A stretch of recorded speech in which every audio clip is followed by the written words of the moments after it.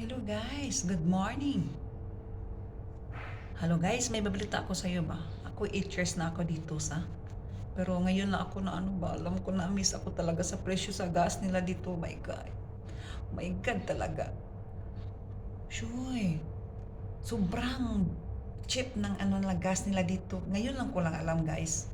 Kaya sobra akong naano man napaisip ko. Wala lang sa kaka 1/4 sa presyo sa Pilipinas. Oh my God. Oh ito guys. Oh. Tingnan nyo guys. Nakabili ang 186 ang 186 KD. Nakabili 186 presyo ng pira yun ng Pinas ha. Pero makabili tayo ng 2 tangke ng gas. Imagine, 186 lang.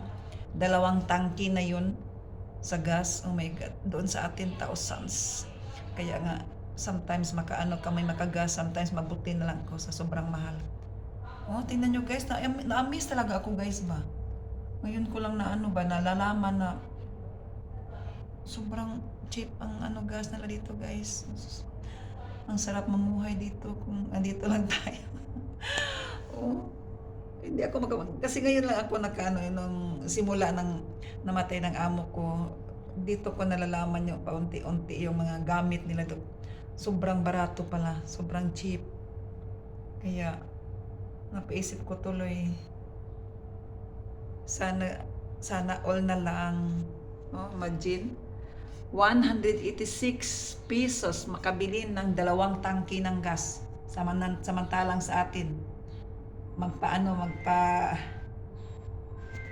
karga tayo almost thousands ni 1,000 plus magpakarga lang ng gas.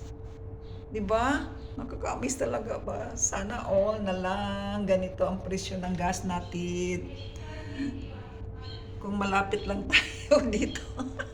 Dito na tayo magbili. Yan lang muna guys ha. Maraming salamat sa pag-watching. Bye-bye!